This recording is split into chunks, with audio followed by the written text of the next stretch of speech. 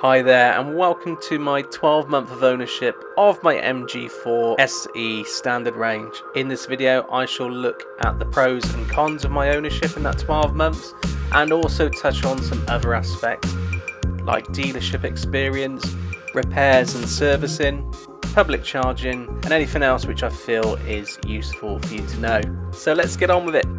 So the first subject we're going to look at is design and build. The first time I saw the MG4, I thought it was exactly what the EV market needed. Something small, sporty looking, with a minimalistic and contemporary interior.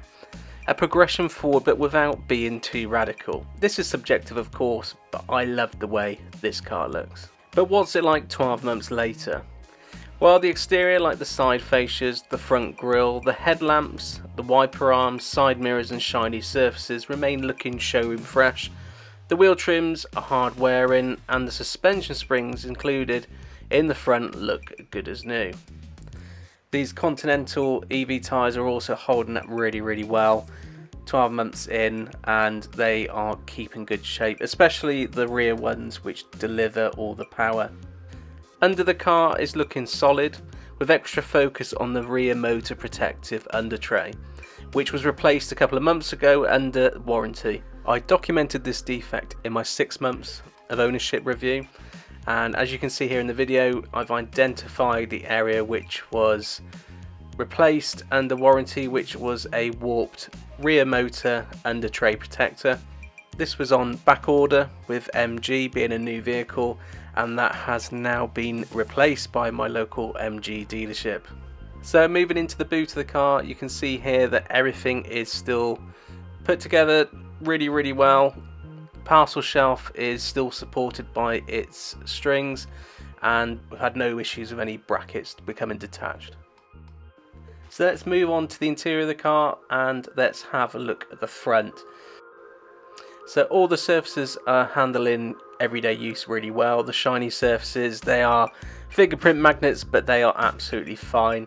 The only exception is next to the rotary dial for the gear selector, which tends to pick up scratches if you're wearing any jewellery like wedding rings, etc.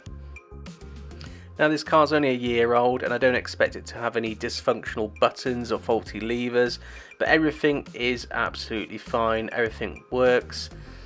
Nothing's coming loose, everything's very responsive, so I have no concerns there. Now there are two things I do need to mention about the interior. The first one is the doors, in particular the hardware and surface. Now just below the sill I have noticed that they do tend to scratch fairly easily, so that's one thing to be careful of. I've got one particular scratch here which was accidentally done by my passenger, and unfortunately I'm not going to probably get that one out. The second one is the dashboard. Now if you did see my 6-month review, I did discover some blistering, some raised bumps in the dash behind the driver's binnacle and the infotainment display. Again, the dashboard was on back order with the rear motor under tray. That was fitted at the same time as that part, so that's now been replaced and looks great. So let's now move on to the upholstery and the seats in the car. Now let's start with the rear. Now the back seats in this car get used every week, and as you can see here there's absolutely no wear on them whatsoever. If we look at the back of the passenger seat and the driver's seat, again my two daughters do kick the back of the seats, but they look in great shape. Let's move into the front, starting with the passenger seat. Again, very good condition. That gets used more or less every day with someone jumping in and out of that seat. The side bolsters are standing firm with no issues with them whatsoever. Let's go over to the driver's side, and like the passenger seat, it is standing the test of time really well. Again, this gets driven pretty much every day with myself getting in and out. Now the fabric in the outside bolster does have a couple of wrinkles in it, but it's not affecting the support or the shape of the cushion. It is just literally in the fabric, so I've got no concerns over that. If you're enjoying the video, a like and a sub would be fantastic. remember it's absolutely free and this would really help me out with my channel. The next subject I wanted to touch on is the software. For the best part, it does exactly what it says on the tin. It allows you to control most of the car through the infotainment screen.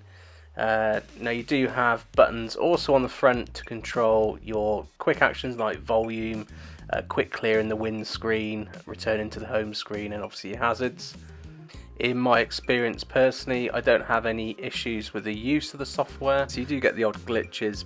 Listen, it's not Tesla level, but for the best part, it does the basic stuff pretty well. The only issue I do have, which I have documented before, is just that the car doesn't remember presets. So if you'd like to set up your car in a specific way to be more efficient or more sporty or more relaxed, it's a shame it doesn't remember those settings. In addition to that, the only other thing is lane assist. I know it's a bit of a bugbear for many people.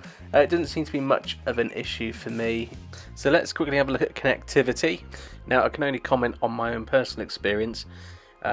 Since I had the warranty work carried out a couple of months ago, the car has received the latest software update, which for the 2022 SE Standard Range is R16. And since then, my connectivity in terms of my phone to the car and especially to Apple Carplay has been absolutely brilliant. It previously would drop from time to time, but now it's absolutely perfect, and latency is no issue as well. So let's have a look at the driving experience. Now I've been fortunate to drive a lot of electric vehicles this year, and despite some of them being some fantastic vehicles, I still say the MG4 is a great car to drive. It is fun, it's well grounded. The 0 to 60 in 7 seconds isn't bad at all. I mean, that is almost hot hatch category. It's just fun to drive. Where I live, the suspension handles all the potholes and bumps in the road, but stiff enough to hold the car firmly on the road. It's nimble and it really is a pleasure to drive. I've done lots of trips in this car. The most recent one was to actually Paris and back, and I can tell you, and even despite the horrendous weather, the driving experience was brilliant. The cabin was really comfy and I had no complaints from my passengers. So next I shall touch on battery and charging. This is a quick one because a lot of my charging is done from home, but the instances when I do use the public charging network, this car has always been reliable to charge. The only charge point I've had an issue with was a BP Pulse charger, which was on my network charging challenge. But for the car's price point, it does charge really well. Low state of charge up to around 70 to even 80 kilowatts. But it's got a great curve on it. You will get from 10 to 80% in around 35-36 minutes, providing you've got access to an ultra fast charger which charges over 80 kilowatts. And I also need to add that I've DC ultra fast charged this car visibly over and over again on a recent road trip, and it dealt with the thermal issues with that really well.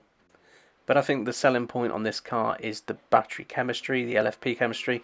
Being able to charge to 100% every day without consideration to battery health is completely reassuring.